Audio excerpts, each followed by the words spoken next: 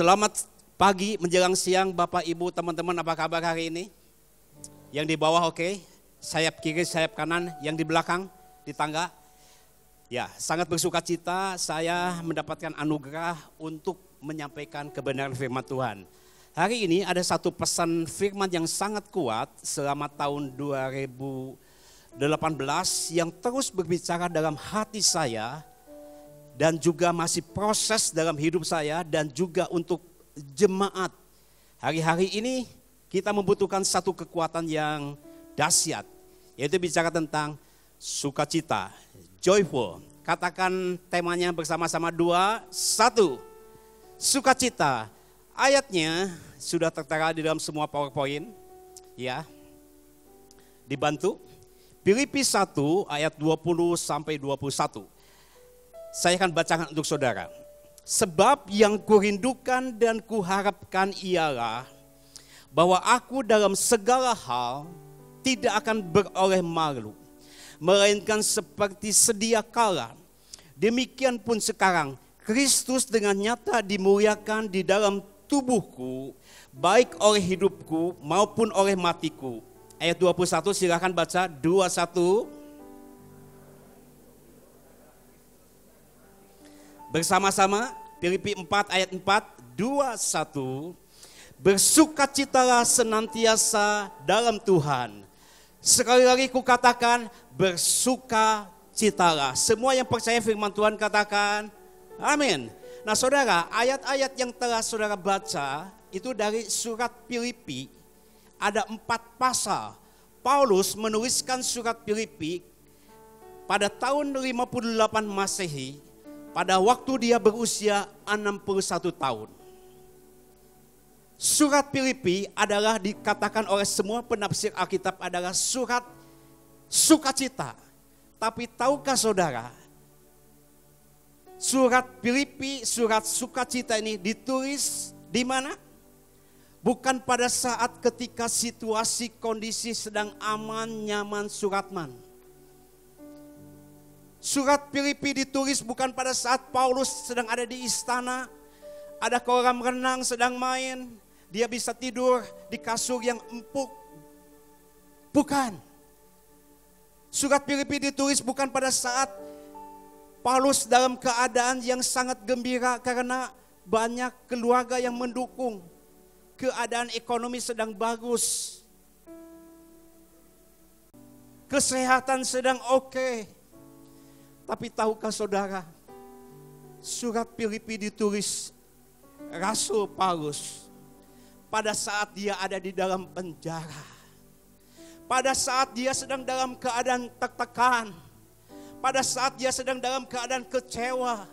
Pada saat dia dalam keadaan ketakutan dan khawatir. Karena di dalam penjara serba tertekan, serba terbatas, dan serba tidak pasti. Paulus disesah di kota Roma selama 9 tahun ketika dia usianya 61 tahun. Ditahan, disisa, disesah, ditangkap, dilepaskan lagi. Disisa, ditahan, difitnah, disesah lagi. Tepat umur 71 tahun. Dia dipancung kepalanya oleh Kaisar Nero. Mati. Tetapi saudara, justru di dalam penjara, di dalam tekanan inilah Tuhan memberikan pewahyuan kepada Paulus. Paulus tetap bisa bersukacita dalam segala situasi. 16 kali dia ungkapkan. Dia kasih nasihat. Dia kasih encourage. Dia kasih jalan keluar. Bagaimana caranya saudara dan saya di dalam setiap generasi, di dalam setiap situasi, kondisi, dan keadaan yang tidak baik, kita masih tetap bisa bersukacita dalam segala keadaan. Beri tepuk tangan untuk Tuhan kita. Tema sentral fokus daripada pembicaraan kita adalah sukacita dalam semua keadaan. Nah, saya adalah pembicara workshop, lebih banyak dialog dalam kehidupan. Ketika bicara di gereja ataupun di sekolah. Jadi saya lebih banyak ngobrol, bincang-bincang. menurut saudara apa bedanya antara bergembira, happiness, dengan bersukacita, joyful? Menurut saudara sama atau tidak? Bergembira, happiness, dengan bersukacita, menurut saudara sama atau tidak? Siapa yang katakan sama, angkat tangan. Siapa yang katakan beda, angkat tangan. Yang di atas tangga, oke? Siapa yang tidak angkat tangan, tolong angkat tangan. Dan tolong angkat kaki. Baik, saya tanya ya. Kepada orang yang kelihatannya paling sukacita. Dari badan sudah kelihatan. Istrinya Pak Iman. Oke. Ibu, apa bedanya antara bersukacita, bergembira dengan bersukacita? Sama atau tidak? Sama atau tidak dulu? Tidak. Beda. Baik dan kuda beda kan? Apa bedanya? Gembira itu apa? Happiness. Happiness? Happiness ya. Saya pikir kalau bagaimanapun keadaan kita tetap bisa berbahagia. Oke. Itu seperti berbahagia. itu, Jadi ya. bergembira itu adalah karena ada kejadian. Ada kejadian tertentu. Ya. Baru berbahagia. Kalau Pak Imannya baik, bergembira. Tetap. Kalau anak-anak sehat, bergembira. Tetap. Oke. Itu bergembira. Ya. Kalau bersukacita bagaimana? Apa bedanya kalau bersukacita? Joyful. Bersukacita? Bersukacita itu suka bisa itu suka bisa pilihan. Kita bersukacita. Kasih tepuk tangan dulu. Terima kasih.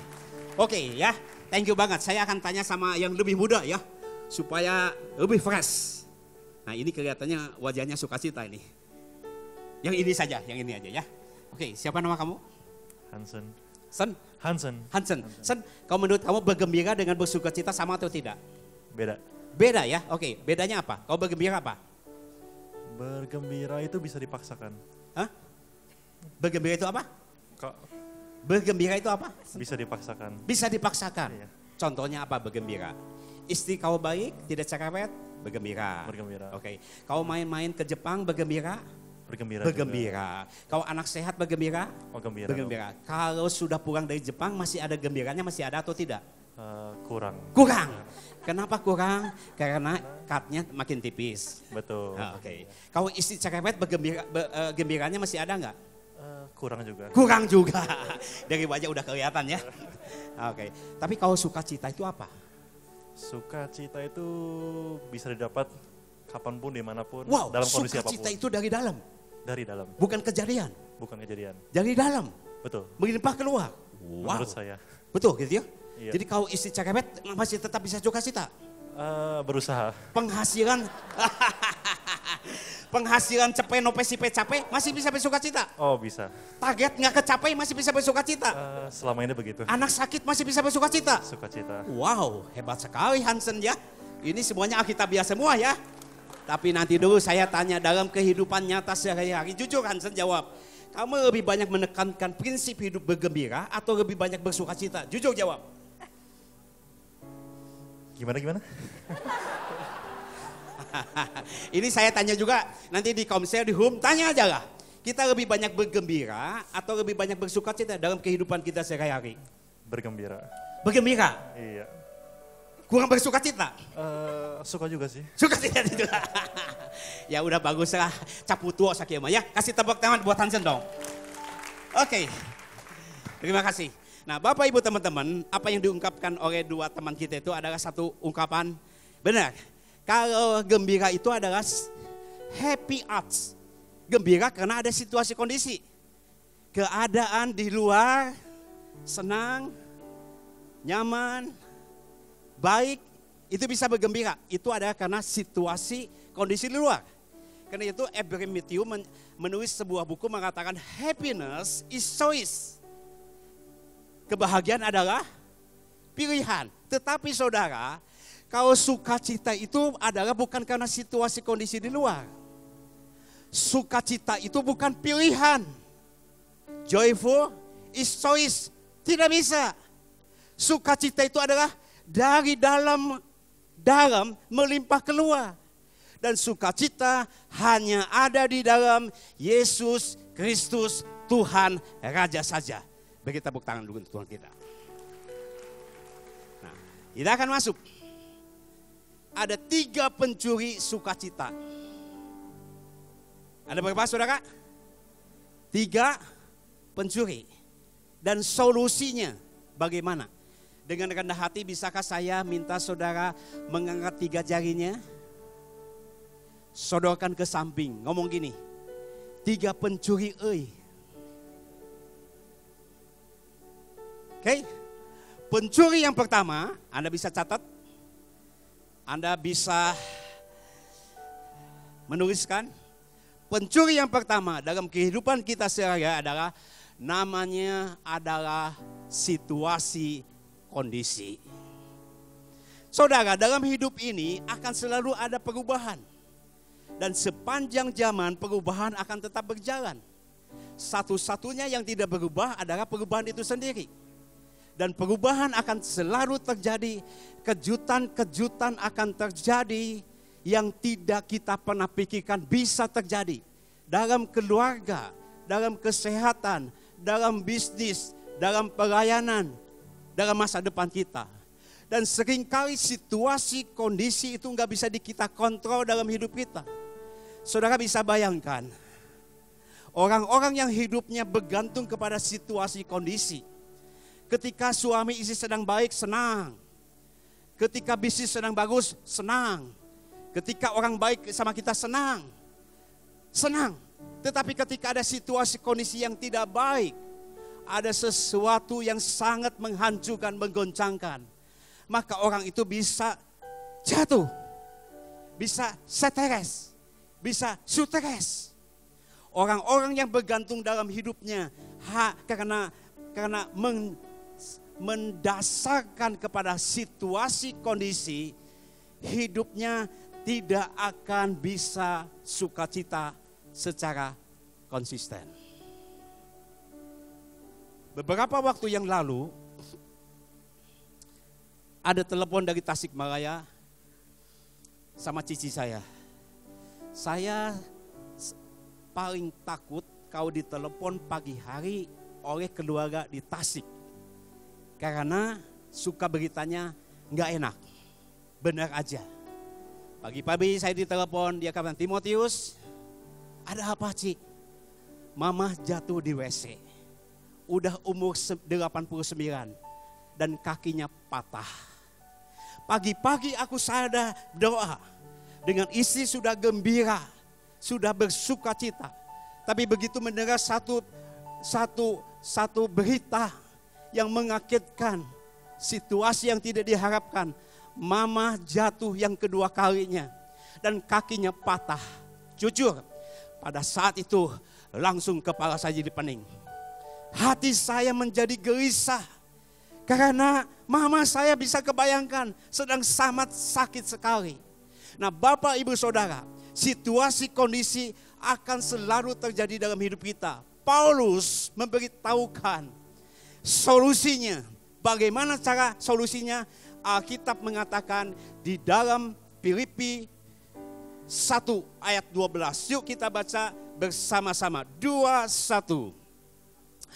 Aku menghendaki saudara-saudara supaya kamu tahu bahwa apa yang terjadi atasku ini, katakan bersama-sama, justru, lebih keras lagi, justru, sekali lagi, justru telah menyebabkan kemajuan Injil. Ceritanya bagaimana saudara? Rasul Paulus memberitakan Injil ke Roma, pusat budaya dunia. Dengan kasih yang mengebu-gebu, dia ingin memenangkan Roma, pusat budaya dunia. Tetapi ketika masuk ke sana, dia dihianatin oleh orang-orang Yahudi. Dia ditangkap, dia disesah, dia dipenjara. Sebenarnya waktu itu Paulus bisa katakan, celaka, hancur masa depan saya, hancur pelayanan saya, padahal saya punya hati yang murni. Tetapi justru Paulus katakan, justru penjara itu bukan akhir dari segala-galanya.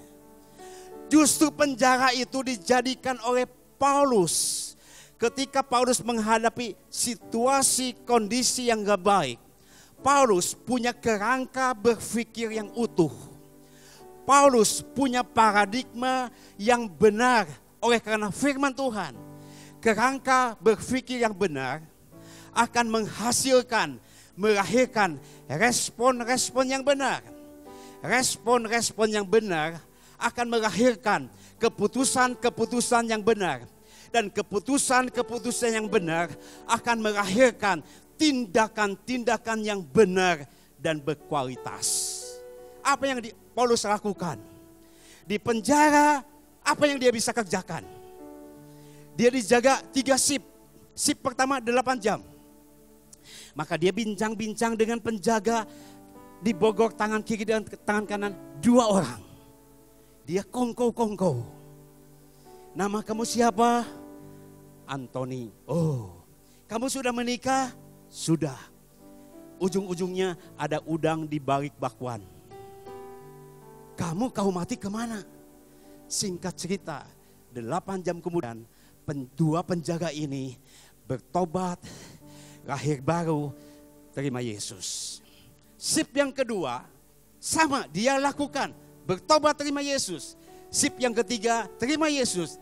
Dalam jangka 3 tahun, seluruh penjaga dan di istana, semua mendengar tentang Yesus Tuhan Raja. Beri tepuk tangan untuk Tuhan kita.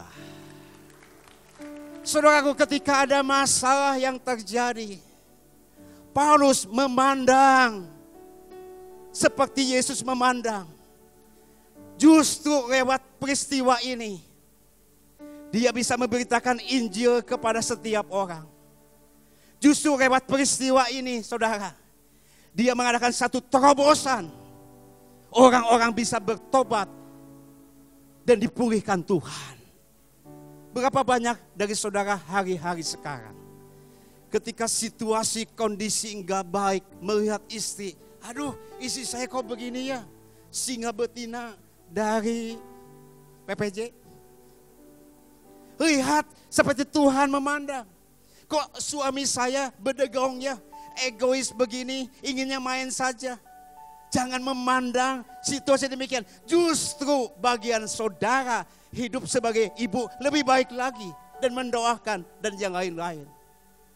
Saudara, dalam hidup ini bukan benar atau salah.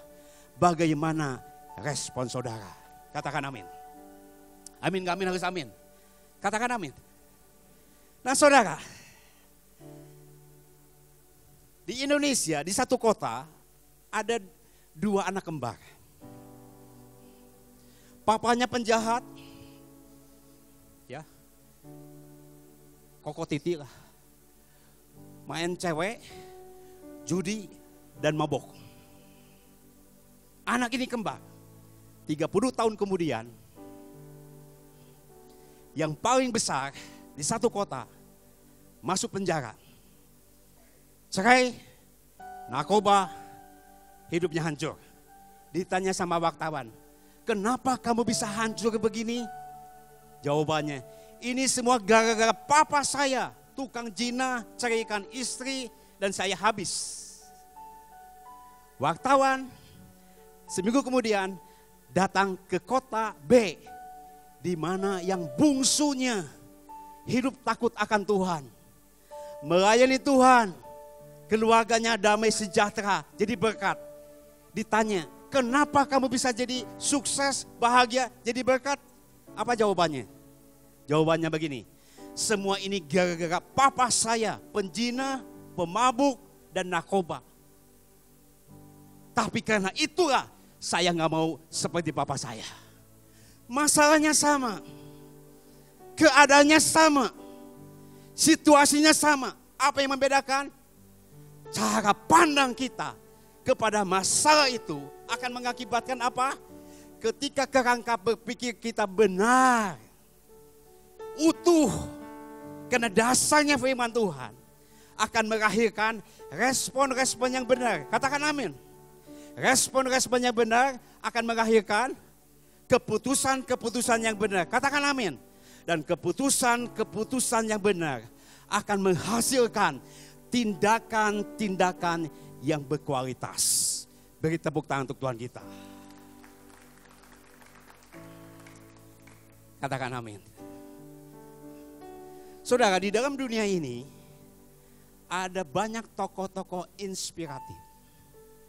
Dan salah satu tokoh generasi now yang aku tahu dan kagum adalah yang namanya Nick.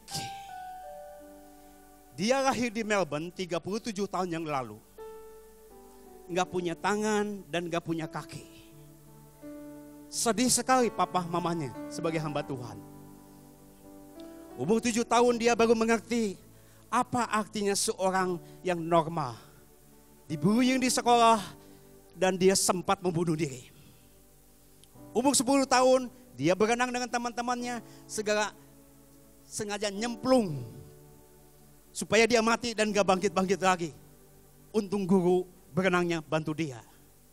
Nah, sepanjang umur hidup 17 tahun, dia menyalahkan dirinya sendiri. Dia menyalahkan situasi kondisi. Dia menyalahkan mama papa. Dia menyalahkan cacatnya. Tetapi umur 17 tahun dia ikut KKR. Di KKR itu dia terima Yesus. Dan Alkitab katakan siapa yang ada di dalam Yesus, dia adalah ciptaan yang baru. Yang lama sudah berlalu, sesungguhnya yang baru sudah datang. Dia mulai dipulihkan hidupnya, hatinya dipulihkan. Dan pikirannya, kerangka berpikirnya mulai karena firman Tuhan, mulai dia bertanya, apa yang saya bisa kerjakan?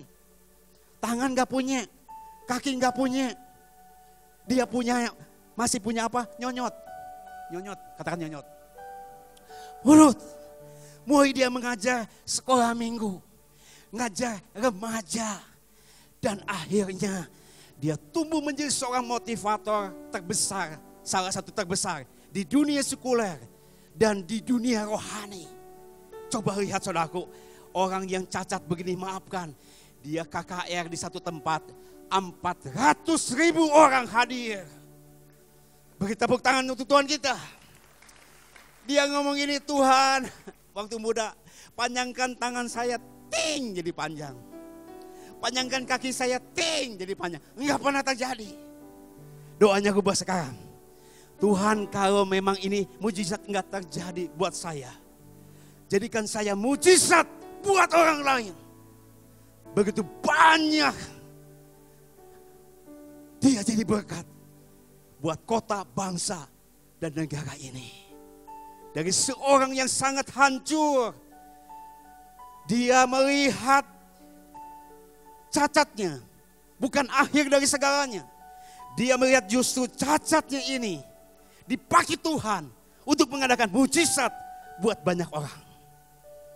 Beberapa tahun yang lalu, Pak Handi, sebagai aku konsultan bantu Pak Handi, Lock-in Foundation, punya yayasan anak-anak yang kurang beruntung, tunarungu dan yang lainnya. Nanya, Pak Tim cari, Nick, bisa nggak datangkan di Indonesia, di Bandung?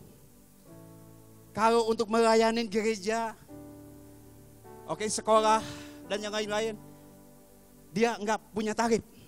Hanya salam Pantai Costa, Pak Hamid. Salam Pantai Costa, sampai digoyang-goyang. Tapi secara profesional, tanya. Saya telepon teman saya, Raymond Ang, yang mengatur jadwal pembicara Asia dan juga pembicara dunia. Dan saya hanya telepon gini, dan keluar angkanya. Tahukah saudara? Jadwal dia setahun undangan hampir 650 kali. Dalam 1 tahun. Oke? Dan secara profesional, perusahaan ngundang dia, keluar angkanya. Dengan istri, dengan hotel dan segala macam, 80.000 US. Berarti hampir 1 miliar. Sekali dia bicara 1 miliar. Kalau diberikan peyem, tsunami terjadi. Bagi Tuhan tidak ada yang mustahil. Karena itu Paulus katakan, justru hal ini Allah turut bekerja dalam segala sesuatu untuk mendatangkan kebaikan. Apapun yang terjadi dalam hidup saudara hari-hari sekarang, situasi, kondisi, dan yang lain-lain, lihatlah masalah itu justru seperti Tuhan memandang. Dan mujizat yang lebih besar daripada pembicara menurut saya adalah foto ini. Ting. Wow. Nick menikah dengan Kanae, seorang dari turunan Meksiko dan Jepang. Sudah punya anak 1. Dan sudah ngandung. Dan sekarang sudah mau 3. Nanti kalau dia datang ke Bandung, pertanyaan pertama yang saya ingin tanyakan adalah, kumaha cara bisa boga budak banyak? Orang cacat begini. Dulu dia katakan, Tuhan adakan mujizat buat saya. Sekarang dia menjadi mujizat buat orang banyak. Beri tepuk tangan untuk Tuhan kita. Paulus dikuatkan, mengkuatkan. Karena dia melihat dengan cara pandang yang berbeda. Justru penjara adalah alat di mana kemuliaan Tuhan dinyatakan. Itulah yang membuat Paulus bisa tetap bersukacita dalam semua hal. Amin. Yang kedua, pencuri yang kedua namanya adalah orang. Katakan sama-sama, orang. Susah kau cadel ya. Nah, saudara, ketawa itu membuat saya jadi sukacita hilang. Jadi benar, yang membuat sukacita yang kedua hilang itu adalah orang. Bantu dong. Orang, bantu dong. Orang. Satu hari si Noni umur 5 tahun pulang dari sekolah. Nangis-nangis. Dasar orang. Dia masuk ke rumah, jebretin pintu, dan dia masuk ke kamar, jebretin pintu, padahal papanya ada sedang baca koran di ruang tamu. Papanya heran, gak biasanya gini. Maka dia ketok pintu, Noni, kenapa nangis? Dasar orang.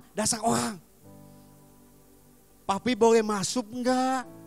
Enggak boleh. Kenapa? Karena papi adalah orang. Saudara, pencuri sukacita yang kedua namanya adalah orang. Seringkali kita sedang bersukacita, sedang bergembira. Tiba-tiba kita bersinggungan dengan seseorang. Kita difitnah, kita dikiburin, dan yang lain-lain. Dan akhirnya kita menjadi kecewa. Sukacita menjadi hilang. Paulus mengabarkan Injil dengan tulus, dengan murni. Tapi justru lawannya bukan orang lain. Adalah orang Kristen Yahudi. Tapi Paulus memberikan nasihat. Bagaimana caranya supaya saudara dan saya tetap bersukacita. Ayatnya ada. Ini ayatnya. Yuk kita baca bersama-sama. 2-1. Tetapi, baca dong. 2-1. Tetapi apa? Tidak mengapa. Tidak mengapanya diragukan seperti orang Sunda. Tetapi tidak mengapa.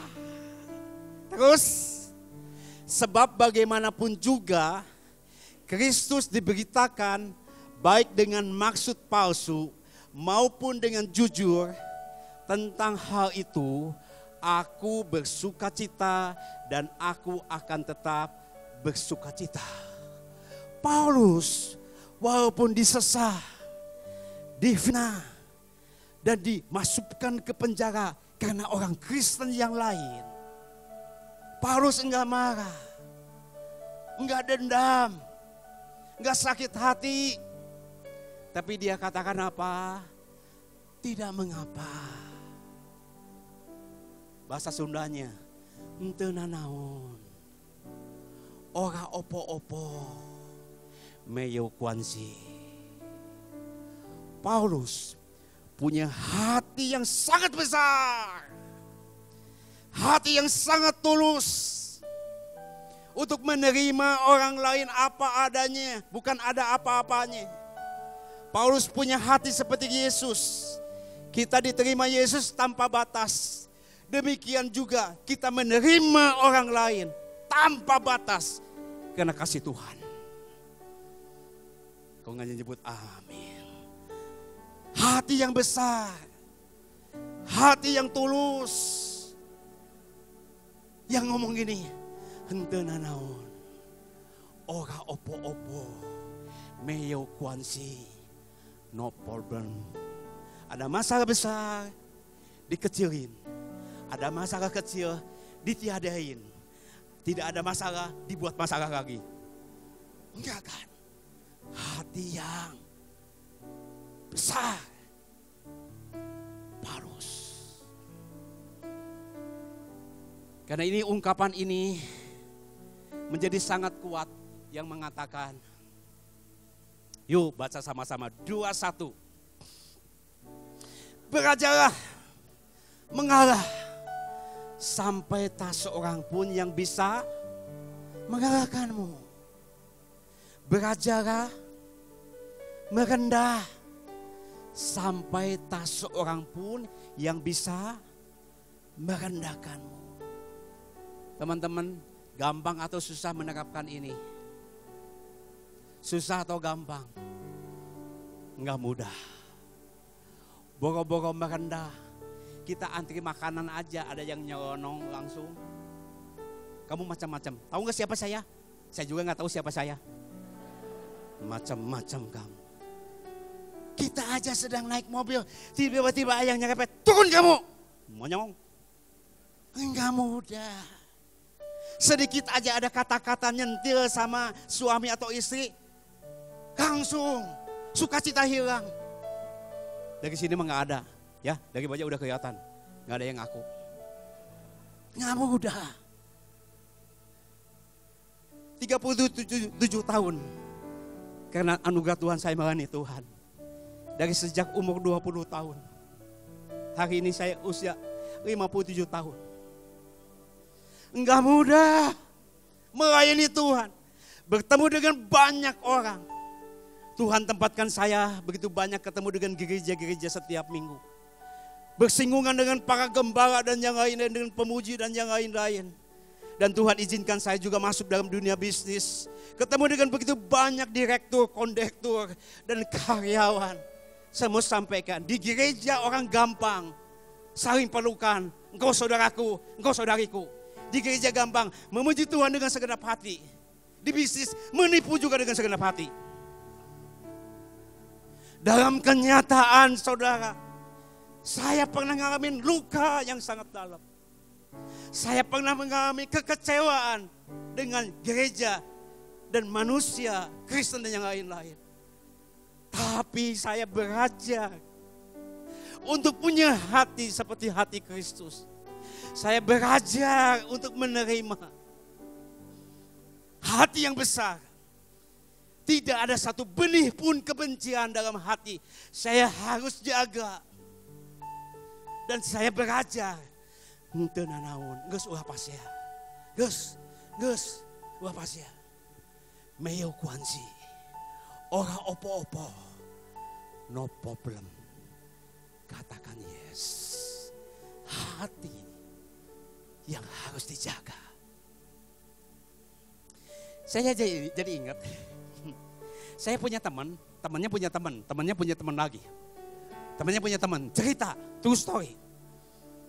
Ini bapak ini dulunya tukang berantem, jago karate, bertobat, terima Yesus, lahir baru, jadi penginjil. Wah.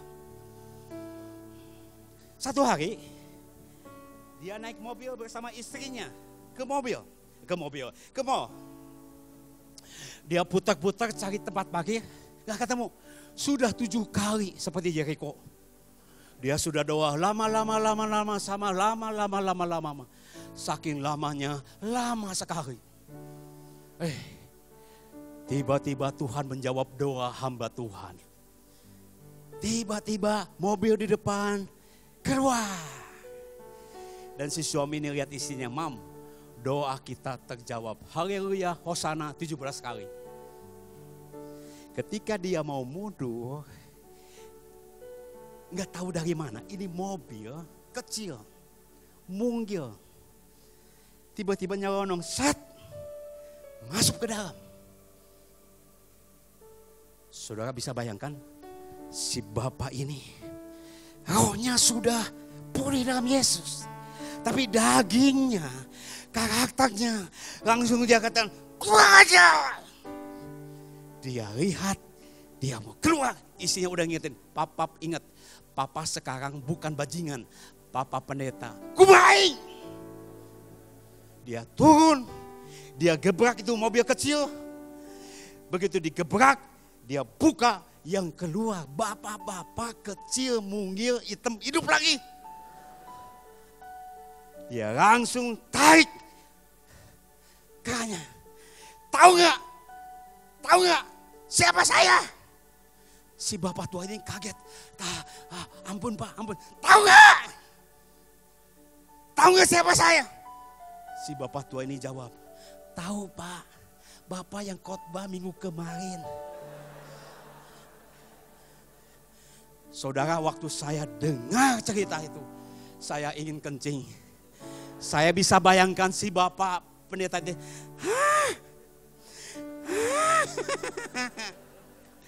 Pak, shalom.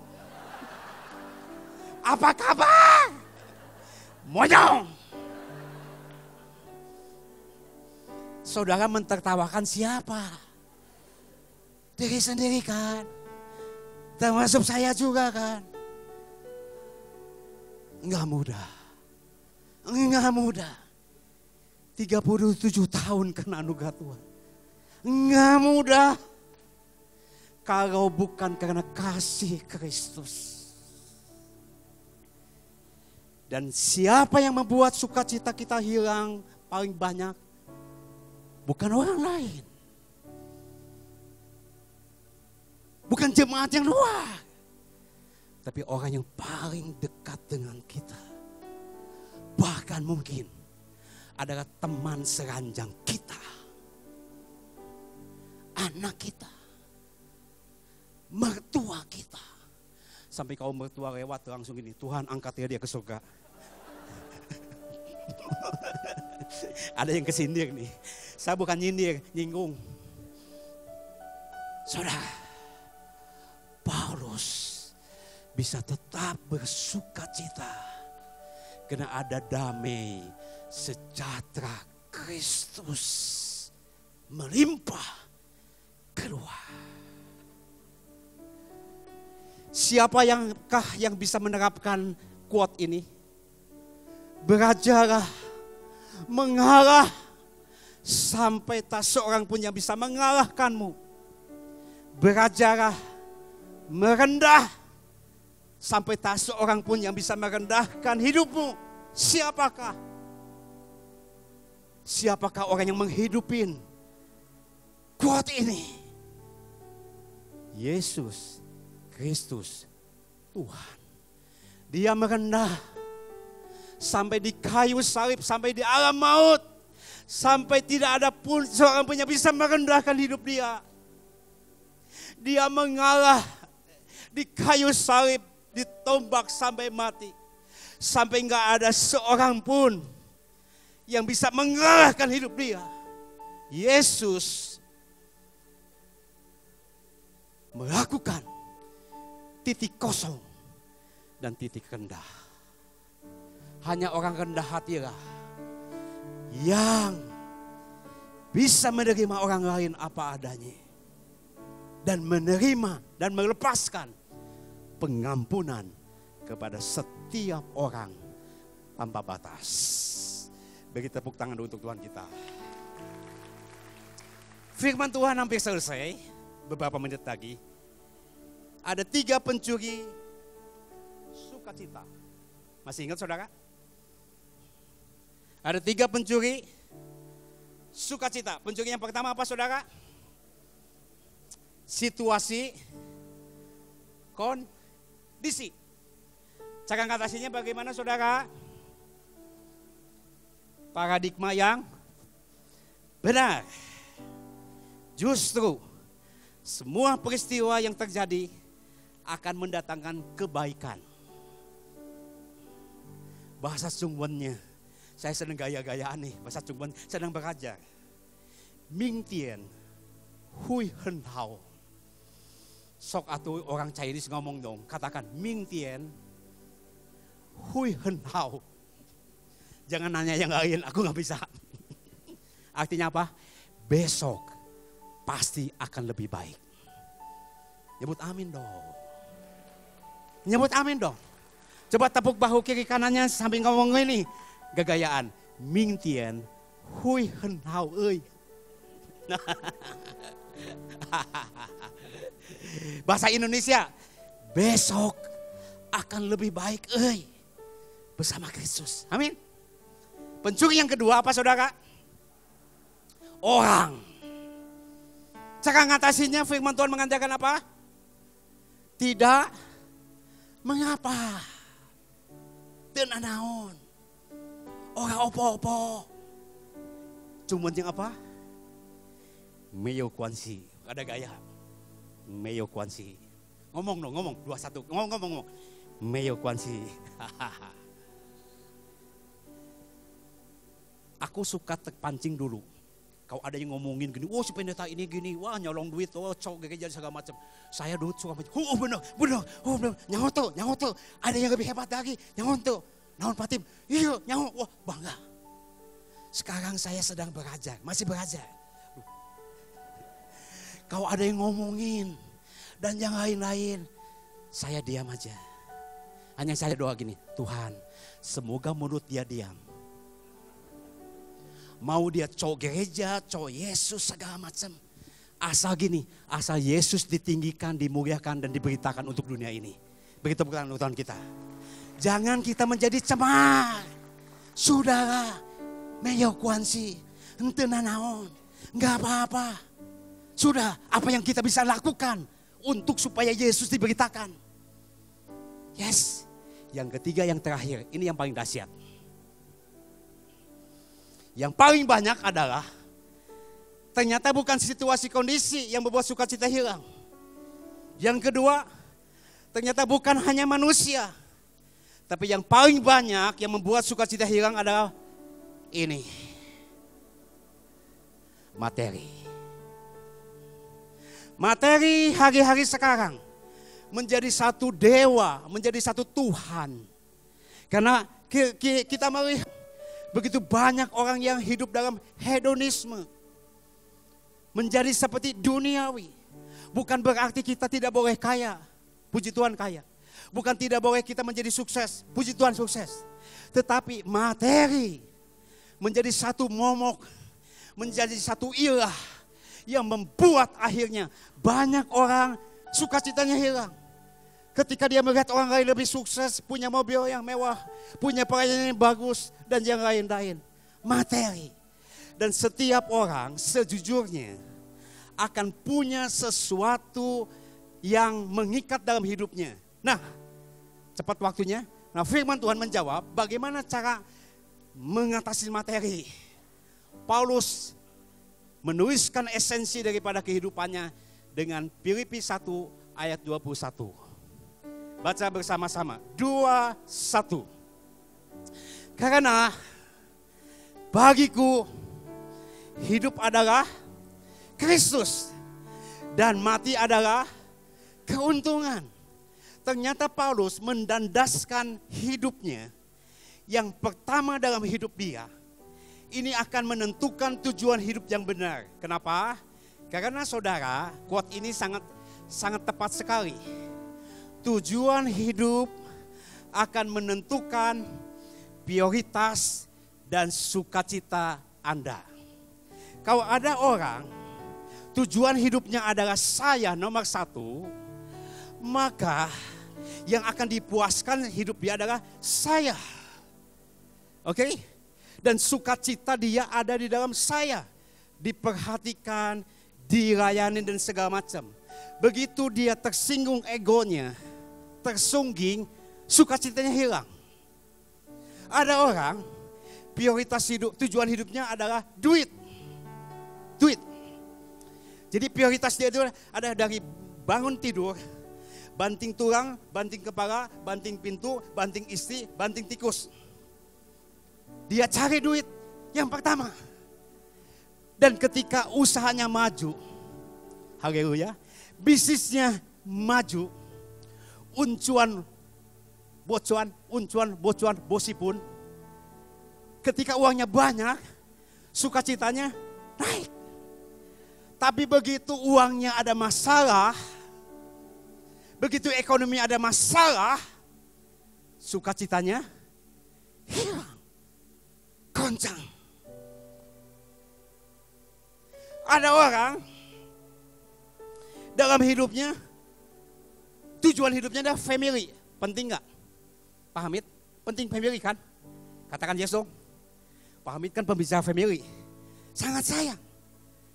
Kalau yang menjadi tujuan hidupnya family, prioritas hidupnya pasti family. Kumpul, bareng, makan, main, bagus.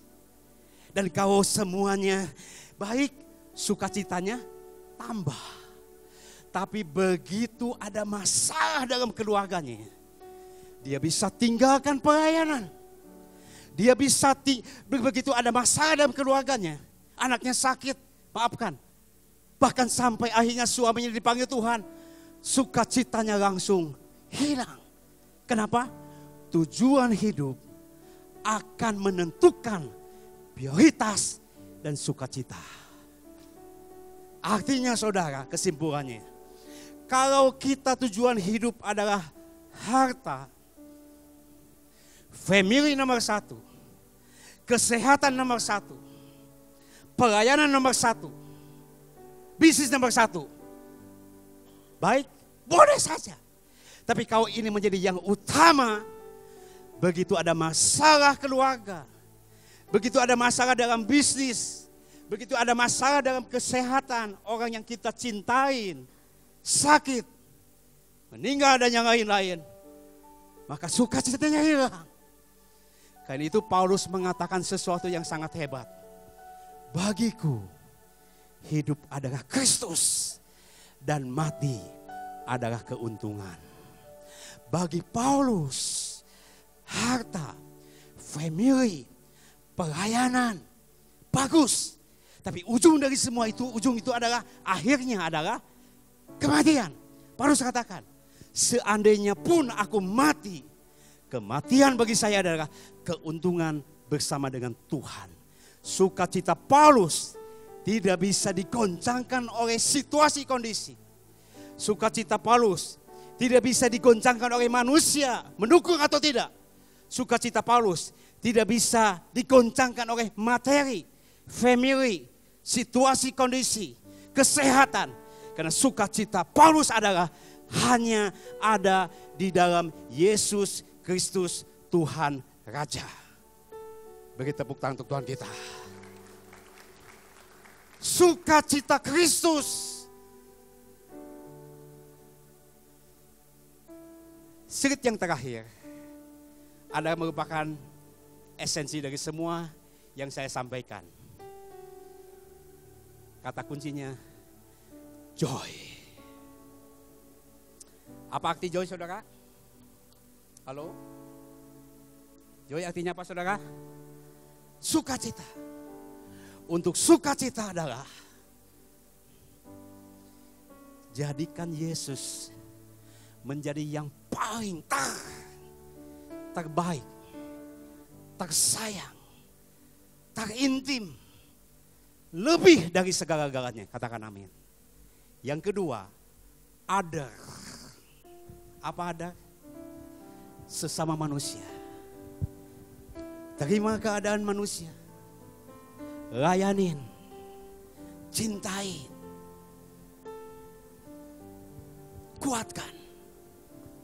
Saya menemukan satu esensi dalam hidup pelayanan. Semakin kita melayani orang lain, semakin kita kuatkan orang lain, di sanalah sukacita Kristus makin bertambah-tambah.